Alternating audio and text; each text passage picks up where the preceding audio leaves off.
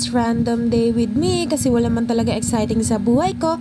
Charot! So may duty nga pala ako netong Holy Week. After ko dumuti, nagpunta muna ako sa Jollibee para naman kumain kasi ang tagal ko nagkikrave sa spaghetti ng Jollibee tapos ngayon ko lang ulit siya matitikman.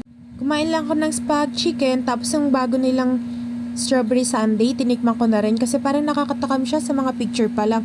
Huy! Pagka-uwi ko, nakita ko nga pala yung nanay ko nagluluto ng manok. Pinakuluan niya kasi oven to ng kapatid ko. Parang roasted chicken ba? Tapos nagluto rin pala ng nilagang mais to si mama. Naggrocery na nga rin pala to sila mama sa Walter.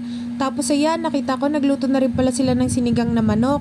Sabi ko nga, uwian na lang nila ako namang inasal kasi hindi nila ako inuwian. Nagkatay kasi tong tatay ko ng manok niya. Sabi niya, ito na lang daw lulutuin namin at uulamin.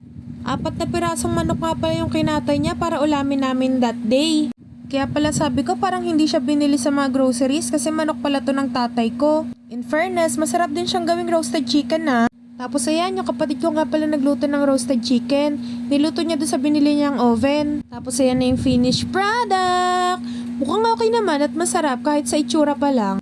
Tapos syempre, iti-taste test natin yan na para bang hindi ako nagsawa sa manok at kakakain ko lang talaga ng manok. Uy! Kung masarap. Okay lang. Siyempre, di pa naman namin. Hugas na ako ng kamay. So, yun, pag may babalak kang pupunta ng Batangas, parang Opo, syempre. Hindi mo alam. Go. Share this Gawin with your natin friends. tong gulay. Pag Tapos, kain mo ng gulay.